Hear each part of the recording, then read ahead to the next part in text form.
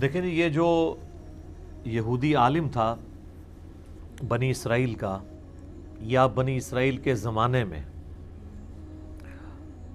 اس کا نام ہماری جو مختلف قرآن کی تفاسیر ہیں ان میں بلعام بن باعورا، را کے آگے الف اور پھر چھوٹا حمزہ ہے، یہ بھی ملتا ہے، اور بلعم بن باعورا بھی ملتا ہے، یہ دونوں الفاظ ملتے ہیں۔ اس کا ذکر قرآن حکیم کے اندر سورۃ الاعراف کی آیت نمبر 175 اور 176 میں آیا ہے۔ ان آیات کو اگر آپ پڑھیں تو آپ کو آئیڈیا ہوگا کہ اس کا اصل جرم یہ تھا کہ یہ دنیا کا کتا بن گیا تھا، دنیا کی محبت۔ دیکھیں قرآن حکیم میں کئی جگہ پہ یہ آیت ریپیٹ ہوئی ہے، اعوذ باللہ من الشیطان الرجیم، وَمَن یُوقَ شُحَّ نَفْسِهِ، جو نفس کے لالچ سے بچا لیا گیا، فَأُولَئِكَ هُمُ الْمُفْلِحُونَ، تو ایسے لوگ فلاح پا گئے جو نفس کی لالچ سے بچا لیے گئے۔ تو علماء سو کا سب سے بڑا جرم ہی یہ ہوتا ہے کہ وہ دنیا کے کتے بن جاتے ہیں۔ تو قرآن حکیم میں آپ دیکھیں ایک طرف تو علماء کا اتنا درجہ بیان ہوا ہے، اللہ تعالیٰ فرماتا ہے انما یخشی اللہ من عبادہ العلماء، اللہ کی خشیت، اللہ کی معرفت جو ہے وہ اہل علم کو ہے، اتنی ان کی شان بیان ہوئی ہے۔ اور دوسری جانب اگر وہ علماء حق علماء سو بن جائیں تو اللہ تعالیٰ کو ان پر غضب کتنا ہے کہ کتے کی مثال ان کی بیان کر دی گئی ہے، ایک ورس ترین مثال ہمارے معاشرے کے اندر یہ سمجھی جاتی ہے۔ ان آیات کے کانٹیکسٹ میں المستدرک للحاکم کے اندر صحیح سند کے ساتھ حدیث موجود ہے، امام حاکم نے بھی اسے صحیح کہا اور امام ذہبی نے بھی موافقت کی، کہ عبداللہ ابن مسعود رضی اللہ تعالیٰ عنہ کہتے ہیں کہ یہ جو شخص جس کی قرآن میں مثال بیان ہوئی یہ بلعم بن باعورا تھا۔ تو المستدرک الحاکم میں اس کا نام انہی آیات کے کانٹیکسٹ میں موجود ہے، باقی کوئی تفصیل نہیں آئی۔ البتہ جو ہمارے مفسرین ہیں قرآن حکیم کی تفسیر لکھنے والے، ان میں سب سے پہلی تفسیر اہل سنت کے ہاں جو لکھی گئی باقاعدہ طور پہ اس کو ٹاپک بنا کے، وہ ابن جریر کی ہے، جسے تفسیر ابن جریر بھی کہا جاتا ہے، المتوفا 310 ہجری، یعنی شروع کے 300 سال کے مسلمانوں میں سے، اور اسی کی تلخیص ان سے تقریباً 400 سال بعد لکھی تفسیر ابن کثیر، حافظ عماد الدین کثیر، المتوفا 774 ہجری۔ انہوں نے اکثر چیزیں انہی سے نقل کی، لیکن ویلیو ایڈیشن کی بہت زیادہ، کئی ایک واقعات جو اس کے اندر عجیب و غریب قسم کے تھے وہ اسکروٹنی کر دی انہوں نے۔ اس کے باوجود تفسیر ابن کثیر میں ابھی بھی کئی عجیب و غریب قسم کے واقعات موجود ہیں۔ میں نے ایک ویڈیو میں کہہ دیا تھا کہ تفسیر ابن کثیر میں جو کچھ لکھا ہے وہ ٹھیک نہیں ہے، اس میں آپ احادیث لیں، اس میں کوئی شک نہیں ہے کہ تفسیر بالروایہ یعنی احادیث کی روشنی میں اور قرآن کی آیات کی روشنی میں سب سے بیسٹ تفسیر اس امت میں جس عالم نے لکھی ہے نا وہ حافظ ابن کثیر کی ہے، لیکن انہوں نے کئی ایک اسرائیلی روایات اس میں نقل کی، اور بعض اوقات وہ اتنی بےہودہ قسم کی روایات ہیں خصوصاً سیکس کے پوائنٹ آف ویو سے کہ وہ مطلب آپ کسی کو پڑھ کے نہیں سنا سکتے۔ کوئی شخص کہ اگر یہ ہاں ماشاءاللہ اس قابل ہیں کہ میں اپنی سسٹر کے سامنے یا اپنی والدہ کے سامنے بیٹھ کے یہ باتیں پڑھ سکتا ہوں، تو آپ پڑھ نہیں سکتے۔ تو اس سے میں کوئی حافظ ابن کثیر کی تنقیص نہیں کر رہا، ایون اس کے بعد ان کی اس تفسیر کے اوپر جن لوگوں نے تحکیم لگائی ہے، شیخ البانی ہوں یا شیخ زبیل زئی ہوں، انہوں نے باقاعدہ ان واقعات کے نیچے سیدھا فٹ نوٹ لکھا ہے کہ مردود اور بے اصل ہے۔ تو یہ مردود اور بے اصل حافظ ابن کثیر کے واقعات کو جو بنی اسرائیل کی اسرائیلی روایتوں سے انہوں نے لیے تو وہ خود لکھ رہے ہیں، اور وہ اس لیے ہے کہ وہ عجیب و غریب قسم کے واقعات ہیں، اور اسی قسم کے جو بےہودگی پہ مبنی کچھ واقعات سورۃ الاعراف کی آیت نمبر 175 اور 176 کے کانٹیکسٹ میں بھی پڑھ کے دیکھ لیں۔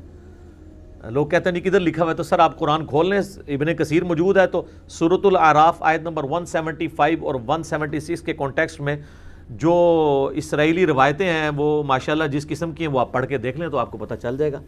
باقی ان کے پورے ورک کو ہم زیرو سے ملٹیپلائی نہیں کر رہے، یہ چیزیں جو نکالنی چاہیے تھی، لیکن ظاہر ہے کہ وہ فوت ہو چکے ہیں، ان کے مرنے کے بعد تو نکل نہیں سکتی، یہی ہو سکتا تھا کہ جو لوگ اس کی تحکیم کر رہے ہیں وہ نیچے فٹ نوٹ پہ لکھ دیں کہ بھئی اے کہانی ہے چھڑ دو باقی چیزیں لے لو، جو ہم کئی علماء کے بارے میں کہتے ہیں کہ اس عالم کی یہ بات ٹھیک ہے، یہ کہانی ہے، یہ کہانی چھوڑ دیں، قرآن و حدیث لے لیں۔ تو یہ رول جو ہے یہ پرانے بزرگوں پہ بھی فٹ ہوتا ہے، یہ نہیں ہے کہ پرانے جو ہے وہ کوئی معصوم تھے، وہ بھی اپنے زمانے کے انسان تھے، ان سے بھی غلطیاں ہوئی ہیں۔ تو پہلے ہم ان قرآن کی آیات کو کور کرتے ہیں اس کانٹیکسٹ میں، جو سورۃ الاعراف کی آیت نمبر ہے 175 اور 176۔ اعوذ باللہ من الشیطان الرجیم، بسم اللہ الرحمن الرحیم۔ وَاتْلُ عَلَيْهِمْ نَبَأَ الَّذِي آتَيْنَاهُ آیَاتِنَا، اے نبی ان پر اس شخص کا حال پڑھ کر سنائیں جسے ہم نے اپنی آیات دی تھی۔ مستجاب الدعوات ہوگا، اللہ تعالیٰ کا کوئی منظور نظر تھا، یا آیات دی ہیں تو اس کا مطلب ہے موحد تھا، مسلم تھا، یہ ساری کوالٹیز تھی، یعنی کوئی نٹوریس پرسنالٹی نہیں تھا، دیندار آدمی تھا۔ فَانْسَلَخَ مِنْهَا، لیکن وہ خود ان چیزوں سے نکل گیا اپنے آپ کو چھڑا کر۔ اللہ نے اس کو اتنا کچھ دیا تھا لیکن اس نے پس پش ڈال دیا، اللہ کا پٹا اتار کے وہ بھاگ گیا۔ فَانْسَلَخَ مِنْهَا، یہ اپروپریٹ اس کی سمجھ لیں کہ ٹرانسلیشن یہ بنے گی۔ فَأَتْبَعَهُ الشَّيْطَانُ، تو شیطان پھر اس کے پیچھے لگ گیا۔ سورہ زخرف میں ہے نا، جو رحمان کے ذکر سے روگردانی اختیار کرتا ہے تو اللہ تعالیٰ فرماتا ہے ہم اس کے اوپر قرین ایک جن مقرر کر دیتے ہیں، شیطان، جو اس کا ساتھی بن جاتا ہے۔ جب اللہ کا ذکر نکلا تو پھر شیاطین ہی حملہ کریں گے۔ فَكَانَ مِنَ الْغَاوِينَ، تو پھر وہ گمراہوں میں ہو گیا، شیطان کے ہتھے چڑھ گیا وہ۔ وَلَوْ شِئْنَا لَرَفَعْنَاهُ بِهَا، اگر ہم چاہتے تو جو کچھ ہم نے اسے علم اور جو اسے کوالٹیز دی تھی اس کی وجہ سے اس کے درجات بہت بلند کر دیے جاتے۔ وَلَكِنَّهُ، لیکن آپ کو پتا ہے نا کہ اللہ تعالیٰ زبردستی کسی کو ہدایت نہیں دیتا جب تک وہ خود طلبگار نہ ہو۔ وَالَّذِينَ جَاهَدُوا فِينَا لَنَهْدِيَنَّهُمْ سُبُلَنَا، جو لوگ ہماری راہ میں کوشش کریں گے انہی کے لیے ہم اپنی راہیں کھولیں گے۔ تو اللہ تعالیٰ فرماتا ہے ہم نے زبردستی تو کو نہیں کرنی تھی، اگر اللہ تعالیٰ زبردستی کرنا چاہتا اور وہ خواہش مند بھی ہوتا تو اس کے درجات بلند ہو جاتے۔ وَلَكِنَّهُ أَخْلَدَ إِلَى الْأَرْضِ، لیکن وہ خود ہی زمین کی پستی میں گر گیا۔ یہ عربی لنگوسٹک کے اندر جب یہ بات کی جائے نا کہ جا کے زمین لگ گیا، مراد یہ ہے کہ وہ دنیا کا کتا بن گیا، کیونکہ دنیا میں جتنی بھی نعمتیں ہیں وہ زمین سے نکل رہی ہیں۔ سونا کہاں سے نکل رہا ہے؟ تیل، خوراک، دنیا کی ہر نعمت زمین سے یا اگتی ہے یا معدنیات کی شکل میں نکلتی ہے۔ وَاتْبَعَ هَوَاهُ، اور وہ خواہش نفس کی جو پیروی گمراہی کے پیچھے لگ گیا۔ فَمَثَلُهُ كَمَثَلِ الْكَلْبِ، پس اب اس کی مثال کتے کی سی ہے۔ إِن تَحْمِلْ عَلَيْهِ يَلْهَثْ، اس پر کوئی بوجھ ڈالا جائے، کوئی اس کی ڈیوٹی لگائی جائے تب بھی وہ زبان ہانپتا ہے۔ أَوْ تَتْرُكْهُ يَلْهَثْ، یا اسے اس کے حال پہ چھوڑ دیا جائے تب بھی زبان ہانپتا ہے۔ ویسے کتا جو زبان ہانپتا ہے اس کی ٹیکنیکل اور سائنٹیفک ریزن ڈیفرنٹ ہے، وہ یعنی اپنی گرمی کو دور کرنے کے لیے بھی زبان ہانپتا ہے۔ اللہ تعالیٰ اس وقت اس کی سائنٹیفک ریزن کی طرف نہیں جا رہا، اس کی ایک مثال بیان کی جا رہی ہے۔ جیسے ہم کہتے ہیں کہ جی وہ چونا جو ہے وہ دودھ کی طرح سفید ہوتا ہے، تو اس میں صرف سفیدی کی ریزیمبلنس ہوتی ہے، باقی دودھ تو آپ پی سکتے ہیں، چونا پیئیں گے تو نیگیٹو اثرات ہی آئیں گے نا۔ تو یہ صرف ایک ریزیمبلنس دی جا رہی ہے کہ جس طرح ایک کتا ہے، اس کو کام دیں تب بھی اس نے زبان ہانپنی ہے، نہ دیں تب بھی زبان ہانپنی ہے، یعنی اس کی رال جس طرح ٹپک رہی ہے نا، اس طرح یہ دنیا کا کتا بن جاتا ہے، دنیا کے لیے اس کی رال ٹپکتی رہتی ہے اس عالم دین کی۔ وَلِعَوْذُ بِاللَّهِ تعالی۔ اللہم لا تجعلنا منہم، اے اللہ ہمیں ان میں سے نہ کرنا، آمین۔ ذَلِكَ مَثَلُ الْقَوْمِ الَّذِينَ كَذَّبُوا بِآيَاتِنَا، یہ مثال ہے ان لوگوں کی جو اللہ تعالیٰ کی آیات کو جھٹلا دیتے ہیں۔ لے جی، جو ہم اکثر کہتے ہیں نا قرآن میں آیات آئی ہیں نا کہ اللہ کی آیات کے دشمن ہیں، جھٹلا دیتے ہیں، ایمان نہیں لاتے، تو لوگ یہ سمجھتے ہیں اس سے مراد کافر ہے۔ یہ تو ایک مسلم کا ذکر ہو رہا ہے کہ اس نے اللہ کی آیات کو جھٹلا دیا، یعنی اللہ کو مانا، اللہ کی نہیں مانی، جو معذرت کے ساتھ اس وقت اکثریت مسلمانوں کا یہ حال ہے۔ فَقْصُصِ الْقَصَصَ لَعَلَّهُمْ يَتَفَكَّرُونَ، تو اے نبی علیہ السلام آپ اس کا واقعہ لوگوں سے بیان کریں تاکہ لوگ غور و تفکر کریں۔ سَاءَ مَثَلًا لِلْقَوْمُ الَّذِينَ كَذَّبُوا بِآيَاتِنَا، کتنی ہی بری مثال ہے ان لوگوں کی جو ہماری آیات کو جھٹلا دیتے ہیں۔ وَأَنفُسَهُمْ كَانُوا يَظْلِمُونَ، اور وہ خود ہی اپنی جانوں پہ ظلم کرنے والے ہیں، اللہ تعالیٰ ان پہ ظلم کرنے والا نہیں ہے۔ اچھا، اس کے ساتھ ایک اور آیت بڑی زبردست آئی ہے، مَن يَهْدِ اللَّهُ فَهُوَ الْمُهْتَدِي، جسے اللہ ہدایت دے تو وہی ہدایت پر ہوگا، وَمَن يُضْلِلْ فَأُولَٰئِكَ هُمُ الْخَاسِرُونَ، اور جس کو اللہ تعالیٰ گمراہ کر دے تو وہی ہیں اصل میں خسارہ پانے والے لوگ۔ اور اس سے اگلی آیت پتہ کیا ہے؟ وَلَقَدْ ذَرَأْنَا لِجَهَنَّمَ كَثِيرًا مِنَ الْجِنِّ وَالْإِنسِ، اور بے شک جنوں اور انسانوں کی اکثریت پیدا ہی دوزخ کے لیے ہوئی ہے۔ یہ اللہ نے اپنا اوپینین دیا ہے کہ میں نے نہیں ان کو دوست کی بنایا، یعنی الٹیمیٹلی دوزخ میں اکثریت دوزخ میں ہی جائے گی۔ کیوں؟ ساتھ وجہ بتا دی، لَهُمْ قُلُوبٌ لَا يَفْقَهُونَ بِهَا، ہم نے انہیں عقل دی تھی، دل دیا تھا، سوچتے نہیں۔ وَلَهُمْ أَعْيُنٌ لَا يُبْصِرُونَ بِهَا، آنکھیں دی تھی، اس آنکھوں سے عبرت نہیں حاصل کرتے۔ وَلَهُمْ آذَانٌ لَا يَسْمَعُونَ بِهَا، ہم نے انہیں کان دیے تھے لیکن وہ سننے والا، عبرت والا سننا سنتے ہی نہیں ہیں۔ أُولَٰئِكَ كَالْأَنْعَامِ، یہ لوگ تو چوپایوں کی، ڈنگروں کی مانند، جسے ہم پنجابی کہتے ہیں ڈنگر، چوپایوں کی مانند ہیں۔ بل ہم اضل، بلکہ جانوروں سے بھی گئے گزرے ہیں۔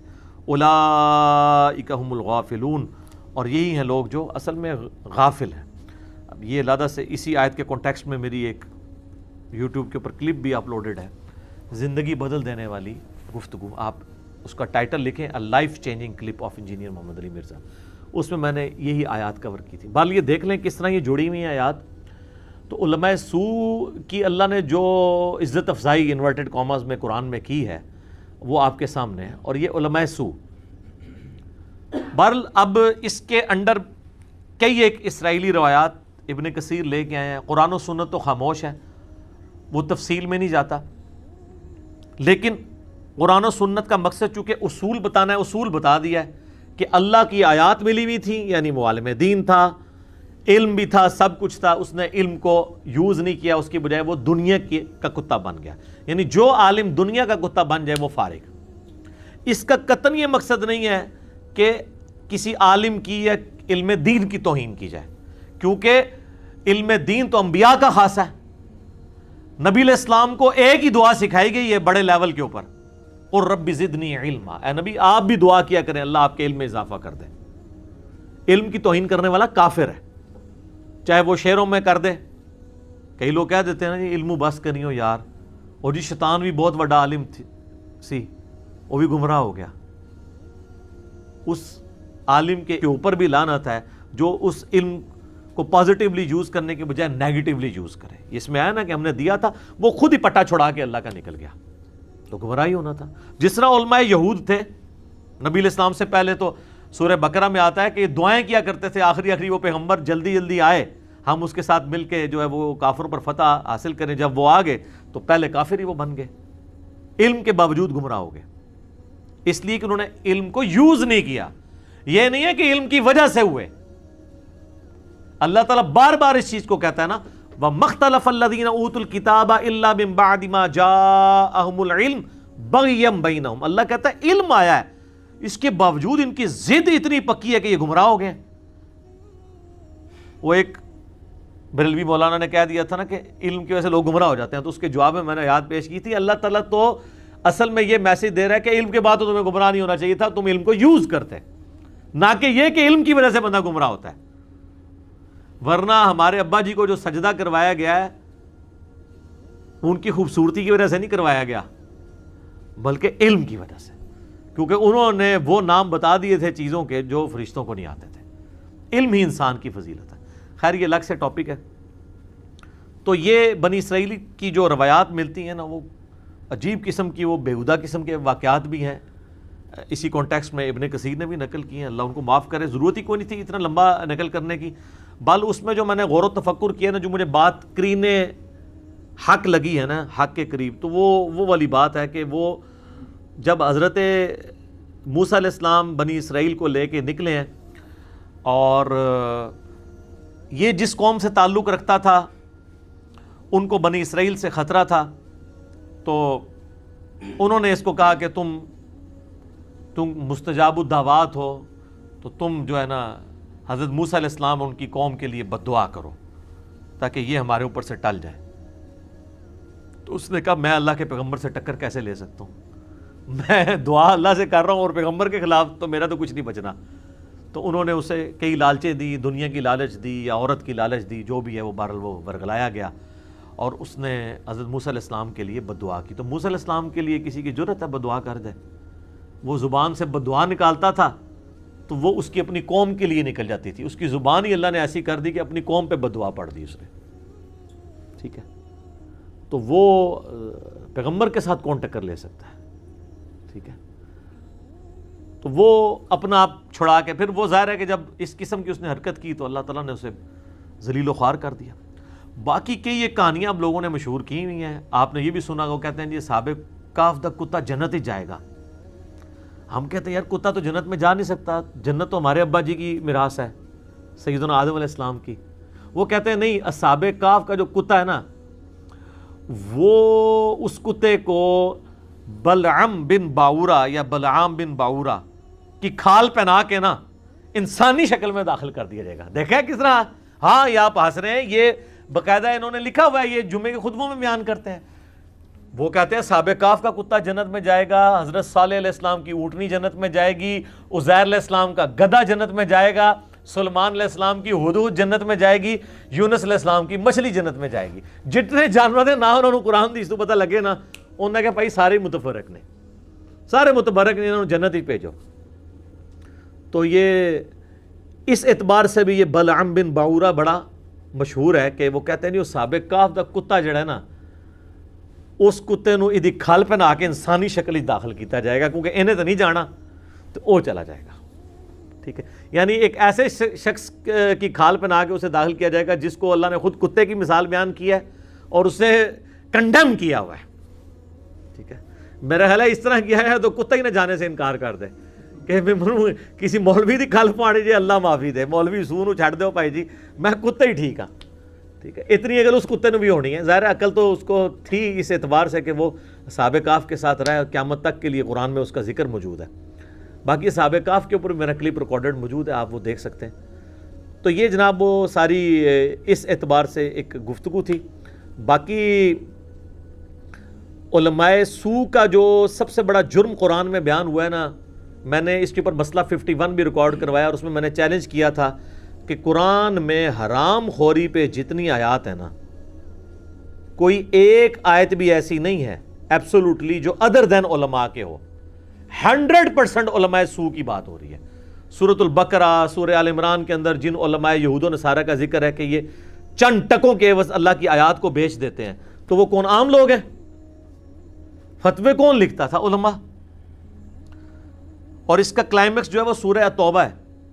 سورہ توبہ کے اندر چونکہ اللہ تعالیٰ نے منافقین کو ایڈریس کیا ہے تو کسی درجے میں یہ بھی منافقین کی کیٹیگری میں فال کرتے ہیں علماء سو بھی، کیونکہ یہ مسلمانوں میں گھسے ہوئے ہوتے یہ دین کے دشمن ہیں۔ تو سورہ التوبہ کی آیت نمبر 34 میں آیا ہے، اعوذ باللہ من الشیطان الرجیم، یا ایھا الذین آمنوا ان کثیرا من الاحبار والرہبان لیأکلون اموال الناس بالباطل۔ اے اہل ایمان، اکثریت علماء اور صوفیوں کی، احبار کہتے ہیں ایسے عالم جو علم کی گہرائی میں ہوں، اور رہبان جو راہب تھے۔ اور اعلیٰ حضرت نے اس کا ترجمہ ہوتا ہے کیا کیا ہے؟ انہوں نے کہا ہے کہ علماء اور جوگی، یعنی صوفی لکھتے تو ان پہ پکڑ ہو جانی تھی نا، صوفیاء کو آپ نے کہہ دیا، چلو جوگی کہہ لو۔ تو علماء، یعنی آج کی ڈیٹ میں بات کریں گے تو علماء اور صوفیاء کی اکثریت ایسی ہے جو لوگوں کا مال ہڑپ کرتی ہے حرام طریقے سے، وَيَصُدُّونَ عَن سَبِيلِ اللَّهِ، اور وہ روکتے ہیں لوگوں کو اللہ کے راستے سے۔ یعنی انہوں نے اللہ کی طرف بلانا تھا، یہی روکنے والے بن جاتے ہیں۔ ڈائریکٹلی بھی روکتے ہیں، جب آپ کو کہتے ہیں قرآن حدیث ڈائریکٹلی پڑھنا گمراہ ہو جاؤ گے، اور انڈائریکٹلی اس طرح روکتے ہیں کہ جب لوگ ان کا کردار دیکھتے ہیں نا تو لوگ دین سے ہی متنفر ہو جاتے ہیں۔ لوگ کہتے ہیں اگر دین پڑھ کے ہم نے یہی کچھ بننا ہے تو پائی اسی بے پڑھے چنگے ہیں۔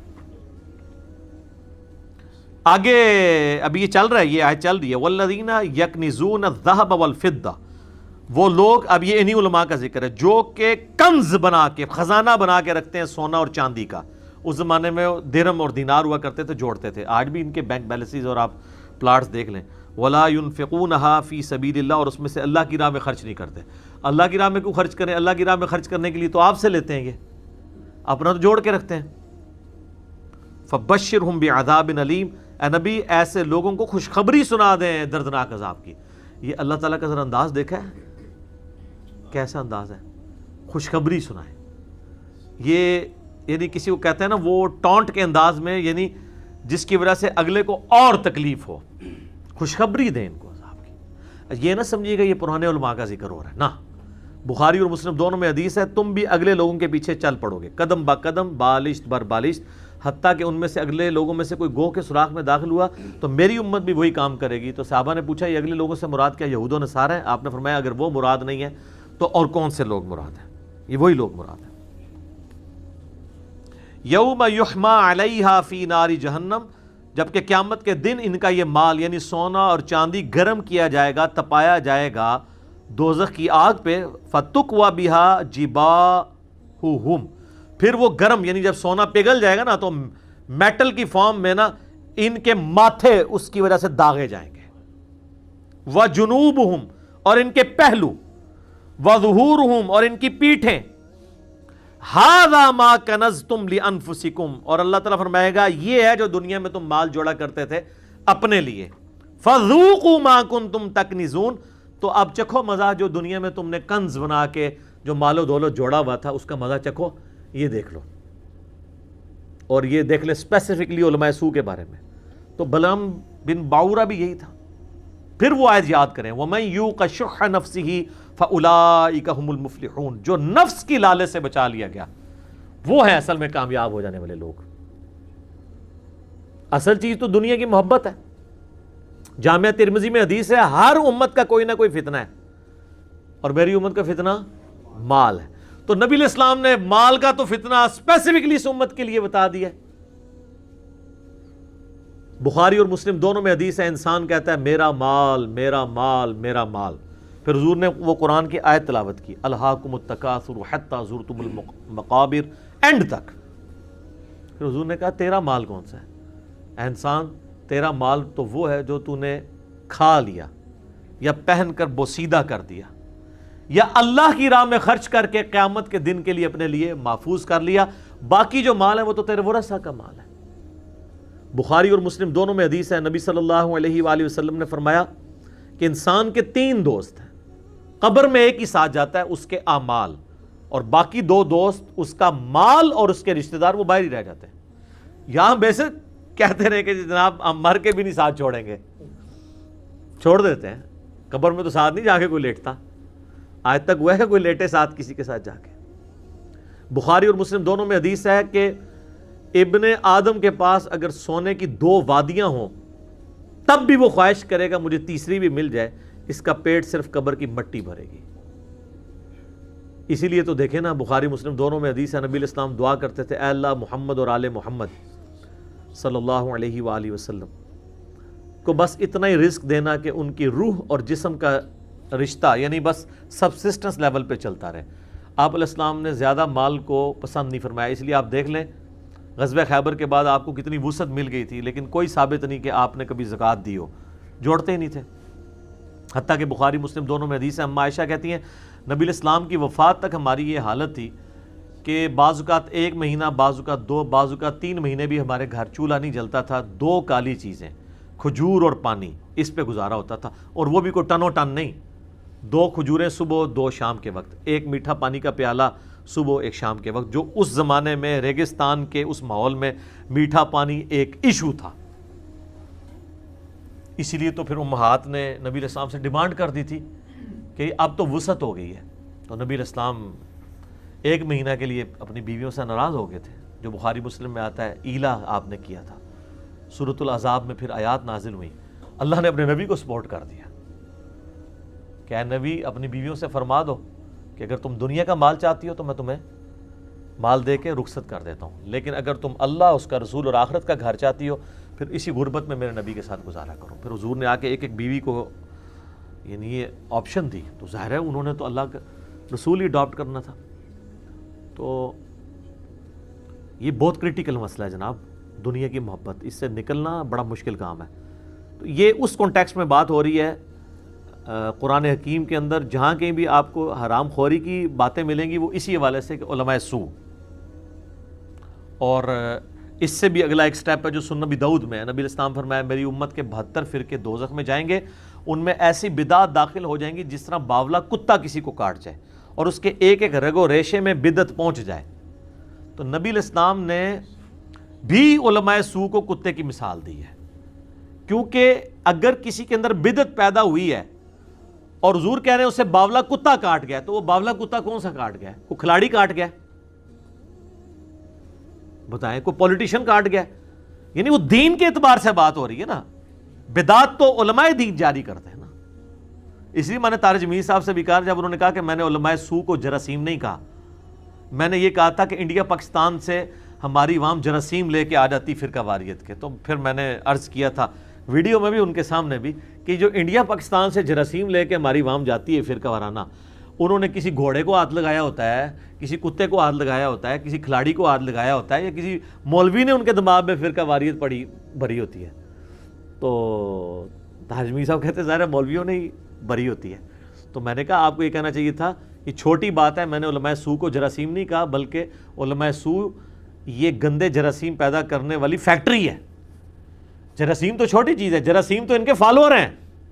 یہ تو وہ ہے جو یہ وائرسز کریٹ کر رہی ہے فرقہ وارانہ، کہ انہوں نے انگلینڈ میں بھی جا کے بریلوی دیوبندی کی بنیاد کے اوپر مسجدیں بنوا دی ہیں، چائنا کے اندر بنوا دی ہیں، امریکہ کے اندر بنوا دی ہیں. آپ دیکھ لیں قبضے کیے ہوئے مسجدوں کے اوپر، وہ ان کی کمائی کے اڈے بنے ہوئے. تو اللہ نے بھی کتے کی مثال بیان کیا، نبی علیہ السلام نے بھی کتے کی مثال بیان کیا. اچھا، یہ کتا اور گدھا یہ دو ایسے جانور ہیں جو اللہ نے بھی اور نبی علیہ السلام نے بھی یہ مثالیں علماء سو کے لیے بیان کی ہیں. گدھے کی مثال سورہ الجمعہ میں آئی. اللہ تعالیٰ فرماتا ہے علماء یہود کی مثال اس گدھے کی سی ہے کہ جس کے اوپر کتابیں لاد دی جائیں اور وہ اس سے استفادہ نہیں کر رہا.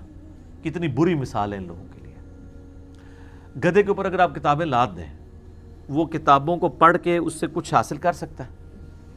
تو اللہ نے کہا ایسے علماء سو جن کے شوکیسوں میں کتابیں رکھی ہوئی ہیں لوگوں پہ روب ڈالنے کے لیے، یا ایون ٹیبل پہ بھی سجی ہوئی ہیں، اور وہ اسے پڑھتے نہیں اس میں کیا لکھا ہوا ہے، تو وہ گدھے کی مثال ہے. اچھا، جو بیچارہ کہتا ہے قرآن میں ہی لکھا ہے، بخاری میں لکھا ہے، مسلم میں لکھا ہے، یہ کہتے ہیں جی وہ جی دیکھیں جی وہ کتابوں کی تو اللہ نے گدھے کی مثال دی ہے. بھائی یہ آپ کی دی ہے کہ جو ان کتابوں سے استفادہ نہیں کرتے. قرآن میں کتابوں سے استفادہ کرنے والے کو تو گدھے کی مثال نہیں دی ہے. وہ تو ہمیں حکم ہوا ہے کہ نبی امی کی پیروی کرنی ہے، ان پہ جو کتاب نازل ہوئی اس کی پیروی کرنی ہے. اہل ایمان کی نشانی ہے کہ وہ انبیاء اور کتابوں کے پیچھے چلنے والے ہیں. اور اس کے اوپر تو میں نے الحمدللہ اپنی زندگی کی وہ ویڈیو ریکارڈ کرائی ہے کہ جو میں فخر کے ساتھ اللہ کی بارگاہ میں قیامت الدین پیش کر سکتا ہوں. یہ میری زندگی کا سرمایہ ہے. مجلس نمبر 100، کتابوں کا خدا اور ہے، بابوں کا خدا اور. پھر میں نے وہ شروع سے قرآن سے بتایا کہ بھائی جو کتابوں میں دین آیا ہے نا، یہ اللہ تعالیٰ نے آپ سے ڈیمانڈ کرنا ہے، جس کو ہم نے عرض کیا ہے کہ مرنے سے پہلے اے مسلمان کر لے اس پہ غور. کتابوں کا خدا اور ہے، بابوں کا خدا اور.